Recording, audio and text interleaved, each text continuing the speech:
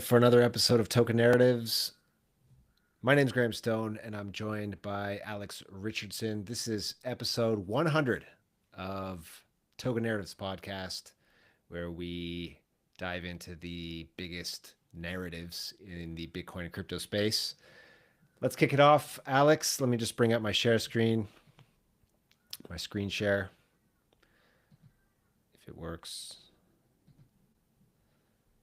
Yeah, there we go. All right, so the stock market continues to go parabolic. The S&P 500, Nasdaq, Russell, all hitting new all-time highs this week. Precious metals rebounded a bit. Gold up to 4,700. Silver as well. We have oil falling back below $100, currently trading at 93. That's on reports of a potential peace deal between the US and Iran.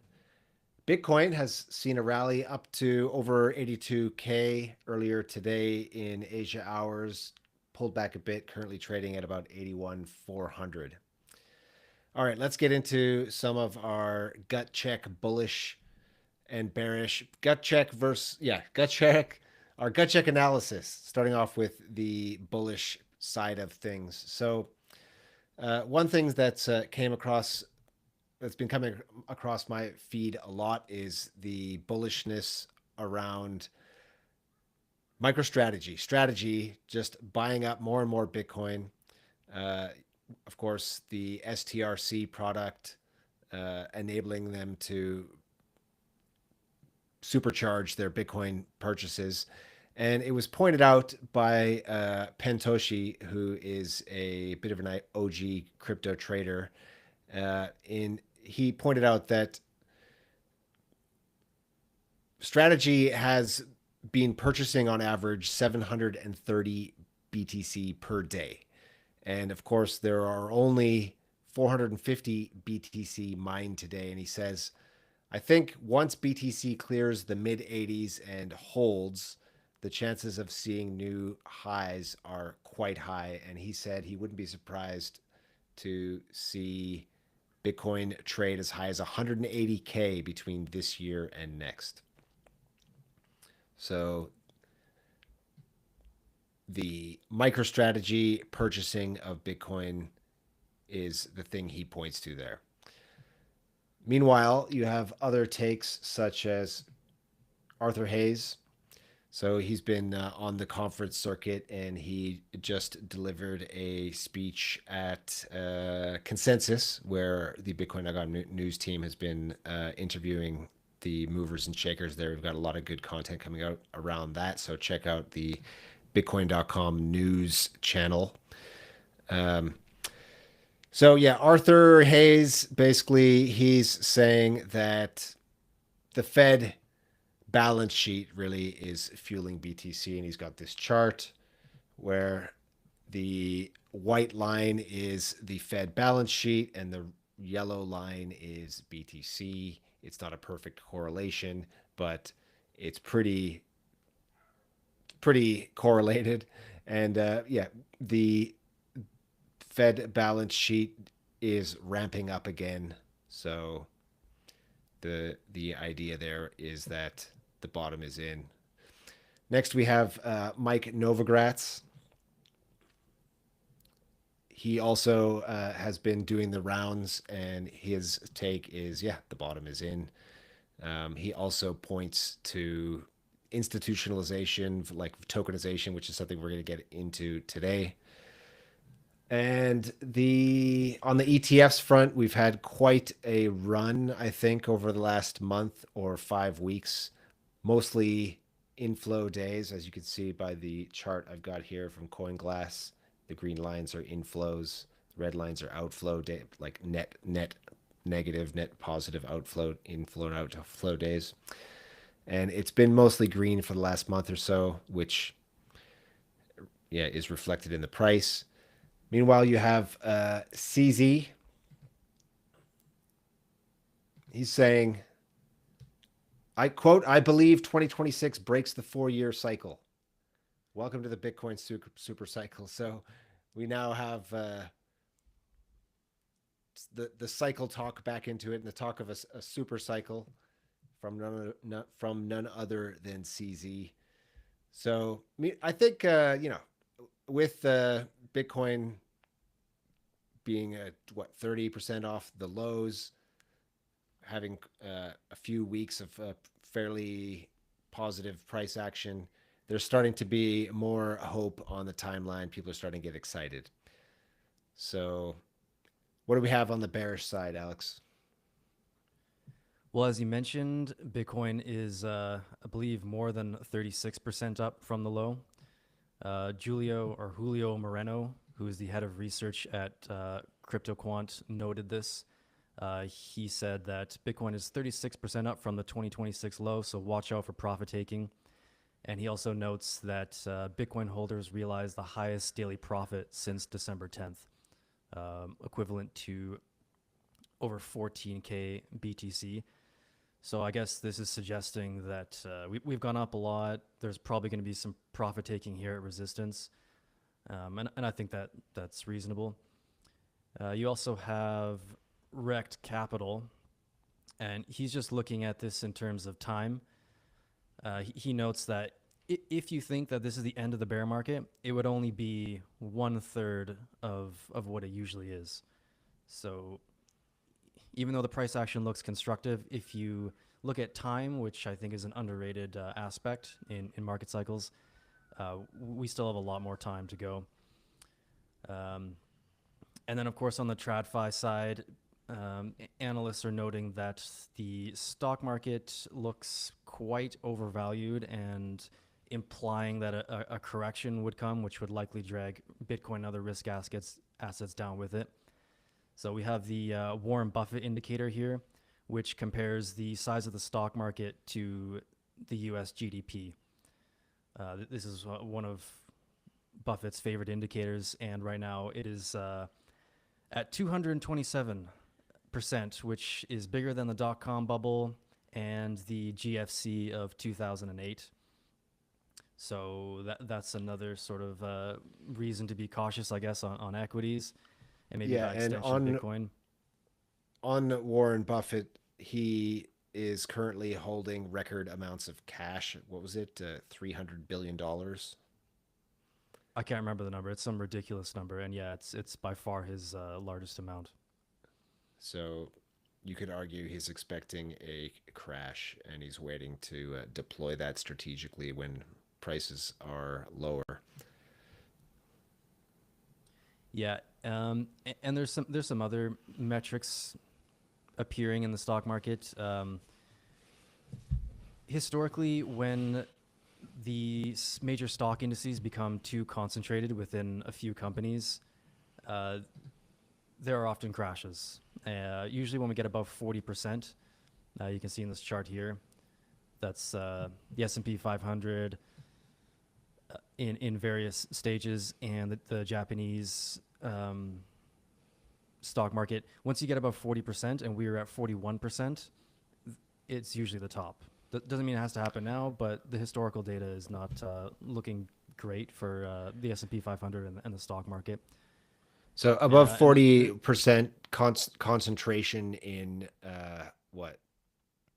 Like if the valuation of the stock market is over 40% of those sectors in the indices. I believe that's what it's saying here. Okay. Yeah, and then there's another indicator which so this is the S&P 500. If you go to the next chart. Oh, okay. No, sorry. I see. So sorry to interrupt. Go ahead. It's the valuation of the bubble stocks, right? So the orange the Nifty 50 spike. Yeah, the orange spike here is the tech bubble. .com. Yeah, so we had so when at that time when sort of the .com companies reached above 40, when they reached 41% of the total value of the stock market, that indicated the peak of that bubble. And currently we're at 41% concentrated in the AI Big 10. That's right. So he's drawing a parallel between the AI bubble now, if you want to call it a bubble, and the tech and telecom bubble of the early 2000s or late 90s. Okay. Which that's a comparison that a lot of people have made, and we'll see how it plays out. AI capex looks pretty unstoppable right now, but we'll see. Another interesting indicator is the S&P 500 overlaid with shares of Home Depot, which sounds kind of silly, but what it's trying to say is that when shares of Home Depot HD go down, it usually precedes a top in the stock market. And I guess the idea is that since building contractors and construction companies are largely, I don't know if Home Depot is the biggest building supplier for these companies, but or I don't know if construction companies and building contractors are like spending the majority of their money at Home Depot, but it's definitely an indicator of weakness in the housing market. If the housing market is going down, then and shares of Home Depot are going down, then it implies that these companies are not seeing the business or the demand that they had in the past. And yeah, you can see in the past that a decline in Home Depot has preceded stock market crashes, and it's happening again today. Right. So we're seeing a decline in Home Depot, but the stock market obviously hasn't crashed yet. Yeah. So I don't know. I mean, famous last words. I making a living off of predicting stock market crashes hasn't gone well for a lot of people, but I don't know. The indicators are starting to get quite obvious or quite in your face. Yeah. Okay. Well, I don't know. What's your gut telling you, Alex? Are you getting FOMO right now with this little pump in Bitcoin? Are you sitting on your hands? Are you trying to get out on the Zcash pump? Yeah, I do feel FOMO, but I think the reason markets are stressful and investing is hard is that it's like very difficult to be optimistic on an asset when it's gone down a lot, and it's really hard to be cautious on an asset when it's gone up a lot. I guess I know I'm just like stating the obvious here. You got to buy low and sell Yeah. high, but apparently Yeah. it's not obvious because most retail traders just get wrecked in every asset class, in every market cycle, buying tops and selling bottoms. To me, this is a great time to be cautious. Like we've gone, when you look at Bitcoin, we've gone up a lot from the low. We're right at the 200-day EMA, which has marked the end of relief rallies twice since November, if you look at the chart. The all-time high was only 6 months ago, as Rekt Capital pointed out. Like we're pretty early in this downtrend. In the past, it's taken about a year to bottom out. Stocks look, yeah, comedically parabolic right now, and I feel like all it's going to take is one little tweet or headline to really move that thing back to its mean. So I don't know, I think this is probably a bad time to buy BTC, at least tactically. But I also think there's a lot of evidence that when this rally does fizzle out, it doesn't make a new low. 60K to me feels like really strong support, just given how much time we've spent at those prices in Bitcoin's lifetime. We spent a few months there in early 2021, then a couple months again in late 2021 when we topped. We spent most of 2024 chopping around that area, and then we retouched it again this year, February, March of this year. So that's a 5-year relationship with the 60K level. So I think we have some short-term pain coming up, but I wouldn't be looking for a new low in the market cycle. Yeah. I can get behind that. And if we trade below 70K or even low 70Ks again, um, I will. I swear I'll buy. I'll hold you to it. All right. Okay, let's get into the stablecoin topic. There's been some debate happening. Can you set this one up, Alex? Yeah, I mean, I'm almost tired of like hearing about stablecoins, but unfortunately, we got to keep talking about it because it's just clearly one of the main winning use cases of digital assets so far. The current market cap of all U.S. stablecoins is now over 320 billion, and it seems to just grow all the time, like almost every other month. Tether has become one of the world's most profitable companies ever, and is one of the world's largest holder of T-bills, which they back their USDT with. And it's been a great story. Stablecoins have proven to be extremely useful. They're a really important part of the crypto ecosystem, obviously. But lately, there's been some discussion over whether this technology may actually be going against everything that Bitcoin and crypto was invented for. If you believe that the point of crypto was like somewhere along the lines of transferring power away from financial hegemons and creating censorship resistant financial and information rails, uh, so that there's an even playing field for everyone. You could argue that stablecoins are just doing the opposite of that sometimes. So early this month, for example, Treasury Secretary Scott Bessent said the U.S. was waging economic fury on Iran, partially by seizing over $500 million worth of crypto assets, mostly USDT. And maybe you think it's not a bad thing to seize and freeze terrorist state funds, but then it kind of raises the question of like, okay, today it's the IRGC for running a terrorist state, but how long till it's you for posting an offensive meme or refusing to take a vaccine or something? So they're also not only freezing terrorist money. Legendary on-chain sleuth detective Zach XBT, he recently accused Circle of failing to refute to freeze coins stolen by criminal hackers, while at the same time illegitimately freezing coins belonging to innocent people. In March, he said Circle was, quote, outsourcing their freezing decisions to literally any random federal judge instead of having a process. He's saying that they're essentially just arbitrarily freezing people's coins with zero real basis because someone happened to file a lawsuit in New York, and the judge says this person's USDC needs to be frozen, and Circle says yes, sir, or yes, ma'am. So with all the seizing and freezing, some are asking like whether or not stablecoins are in fact cypherpunk. Are they still a net benefit for crypto or human freedom? Haseeb Qureshi, he's the managing partner at Dragonfly Capital and quite a respected voice in the crypto industry. He said Friend of recently the on pod. X that, quote, yeah, friend of the pod. Uh, he said that, quote, stablecoins are actually super cypherpunk. Crypto Twitter has broken your brain on this. The idea that anyone at any time with just a mobile phone can hold and send dollars instantaneously to anyone in the world, no KYC, no nothing, that was quite literally the cypherpunk dream.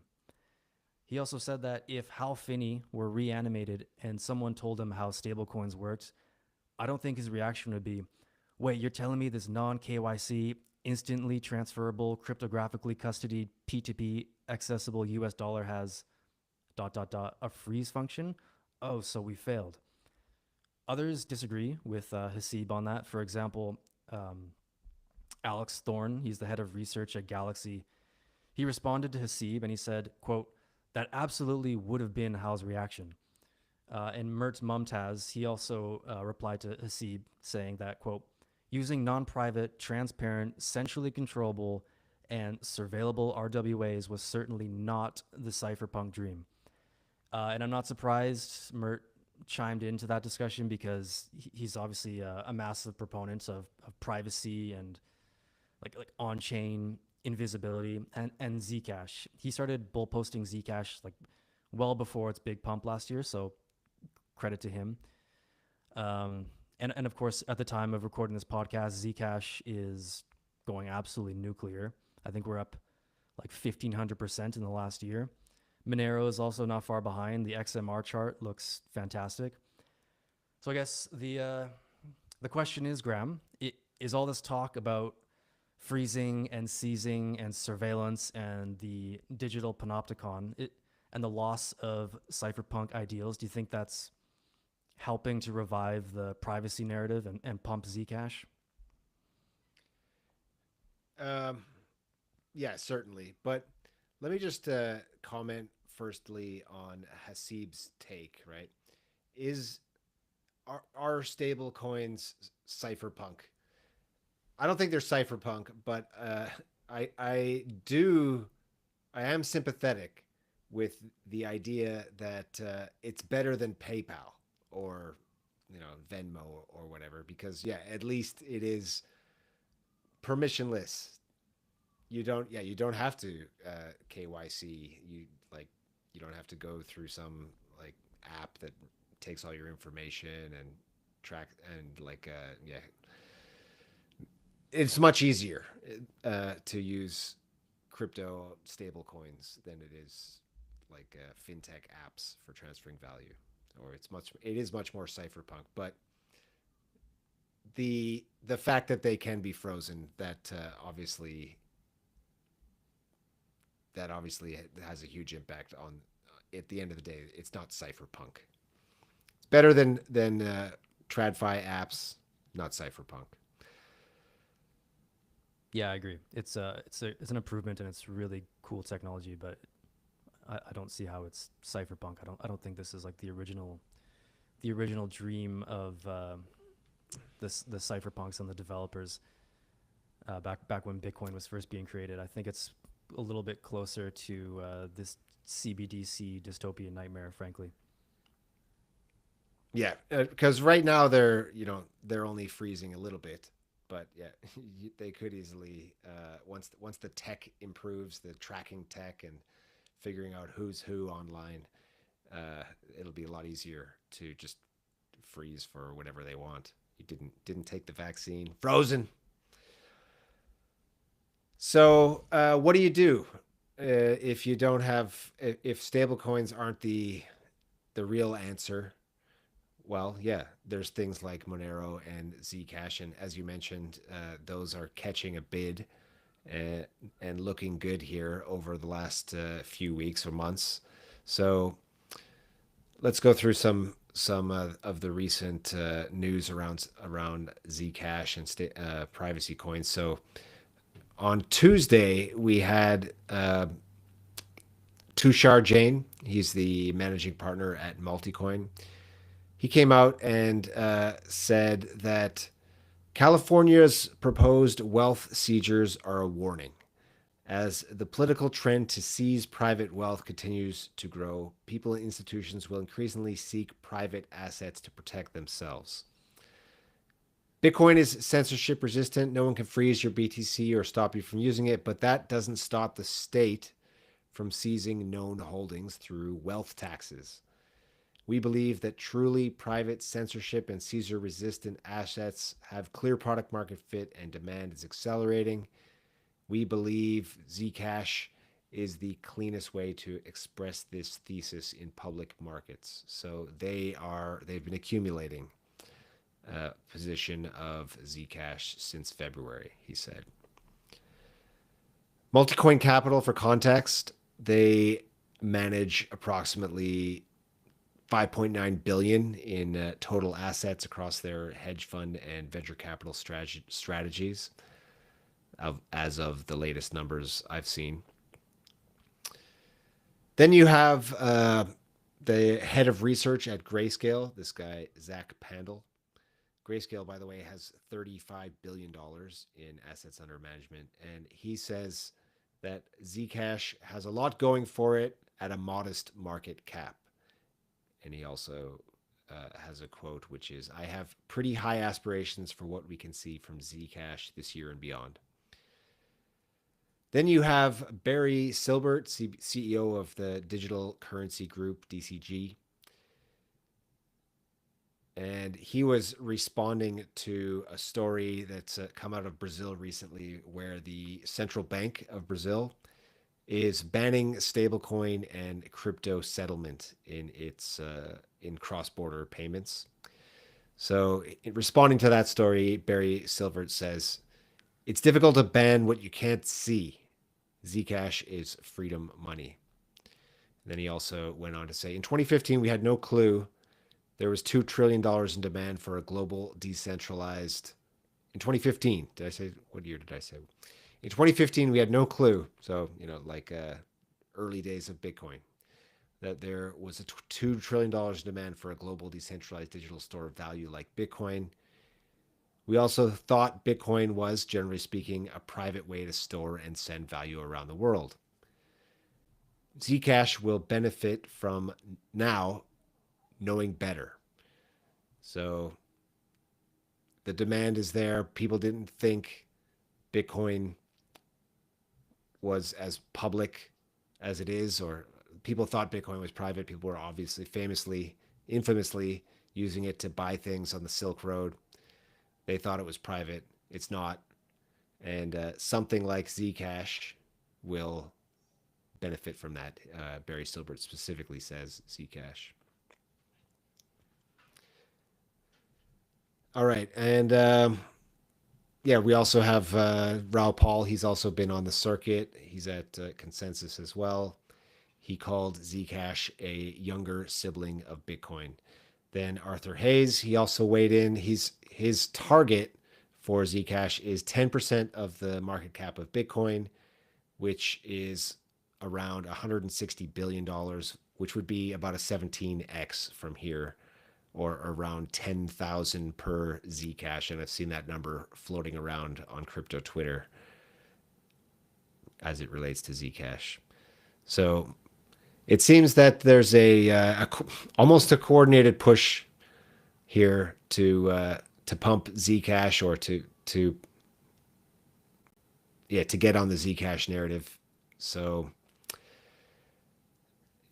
yeah, I don't know. Things are looking pretty good.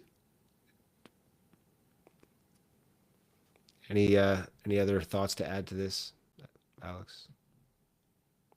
Oh, you're muted. Sorry.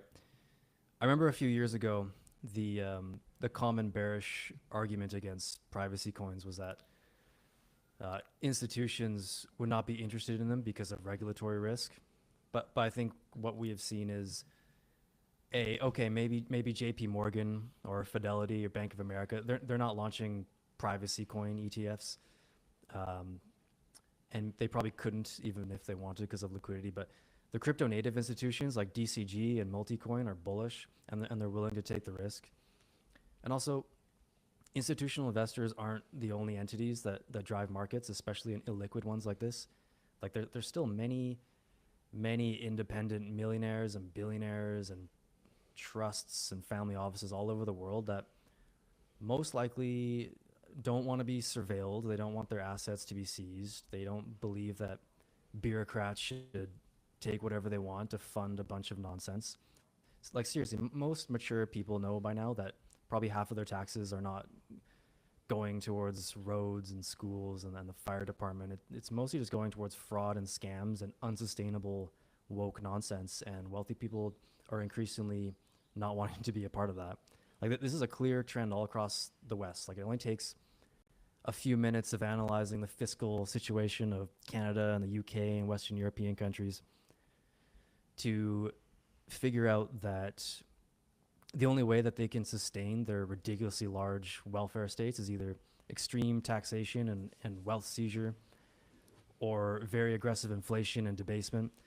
It's most likely going to be a combination of both, which means that, long story short, like they're probably going to be taking more of your money. You're already seeing a massive influx of millionaires out of the UK, out of Western European countries, because they just don't want to be robbed. So to own Zcash, you don't need to care about the philosophy of cypherpunk culture, or what Hal Finney would want if he was alive, or what the original ethos of crypto is. All you need to care about is not having your stuff stolen and not being watched all the time. I feel like that's a pretty big percentage of people. Yeah, I do think there's still a risk of, those states that want to tax you as much as they can, finding ways to ban it, basically, and that putting a damper on things.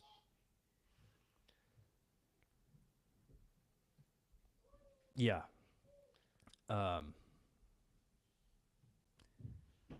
Yeah, it's amazing. Like, Zcash was a dino coin like not that long ago.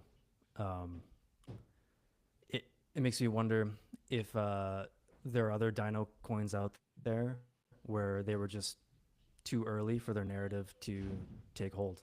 Like, I wonder if we'll see some big resurgence in the metaverse or something, or imagine like Decentraland or uh, whatever these coins are, the sandbox. Like, I wonder if like 10 years from now the metaverse becomes a thing because we're all locked in our houses due to some virus scare or whatever, and then these things do another 50 or 100x. It kind of gives me hope for a lot of the other Dino coins that have been doing nothing for the past 10 years. All right, let's move on to our other big topic for today, which is tokenized stocks. So tokenized stocks are having a very good couple of weeks. For a long time, tokenized securities sounded like an idea that made sense in theory, but always seemed sort of stuck in beta. Of course, tokenized treasuries have gotten real traction and continue to do well in the form of stable coins. But this week, we've been getting a few signals that tokenized stocks are starting to become a real thing. So let's start with Securitize. Now, Securitize just received expanded approval from FINRA for its subsidiary, which is called Securitize Markets.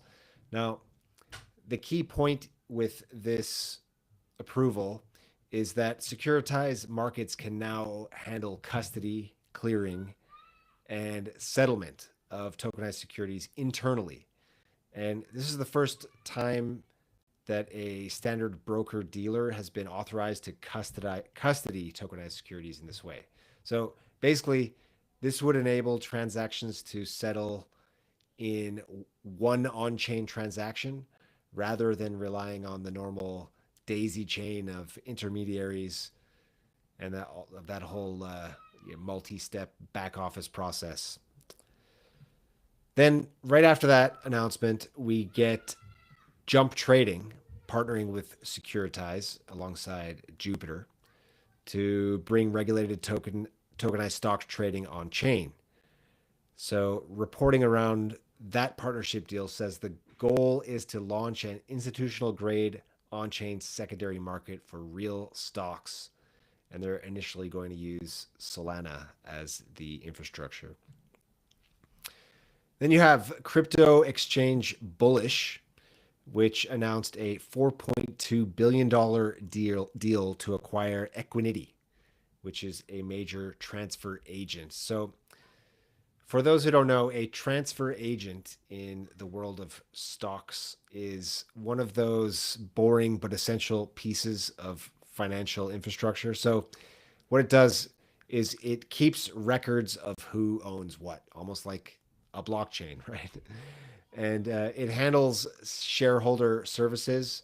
It supports corporate actions, dividends, ownership records, and issuer workflows. And Equiniti, this specific transfer agent that Bullish announced that they're acquiring, Equiniti serves 3,000 issuer clients, 15,000 total corporate clients, more than 20 million shareholders, and it does about 500 billion in annual payments. Now, traditional equities have gotten faster over time. As some may know, the US recently moved from T+2 to T+1 settlement. That was a big deal. But this system would allow for instant settlement. Yeah, and the size of tokenized equities are still quite small, obviously. But what does exist has been growing quite quickly.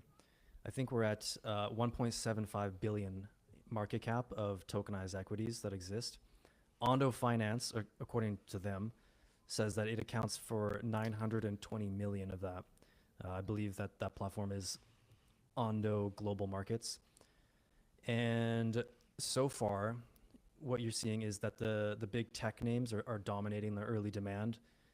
CoinGecko said in its Q1 2026 report that tokenized shares of Circle are leading, or they were leading, with 171 million market cap. followed by Tesla at 62 million, Nvidia, and then Alphabet. So that's kind of interesting. It might suggest that crypto natives are the most interested so far, since shares of Circle are leading despite its very small market cap. And also tokenized ETFs are becoming their own subcategory. CoinGecko also said that tokenized ETFs reached 300 million by the end of Q1 this year, with the flagship products tracking the S&P 500 and silver trusts, each above 30 million in market cap. RWAs are gaining a lot of ground versus stablecoins. CoinGecko said that RWAs rose 2.7% to 6.4% of stablecoin market size between the start of 2025 and the end of Q1 this year. It's still minuscule, but the rate of change is quite rapid, and I find tokenized equities to be pretty interesting. I think that we were talking earlier about how stablecoins are basically being used as what some call dollar imperialism, where the US can use stablecoins to suck the liquidity out of enemy countries. They cause a crisis, the currency goes to zero, people convert to dollars, and now they have control of their economy. And I think in the same way that if people have access to dollars, they're going to get them and suck liquidity out of their local economies. I think you might be able to see the same thing, where if people can access US stocks, then they will. And instead of dollar imperialism, it's like Wall Street imperialism. It's like That's an extension interesting. of the milkshake theory. Yeah, that's really interesting. Now, I think on that question, it really depends on whether they actually allow these to be traded by anyone, right?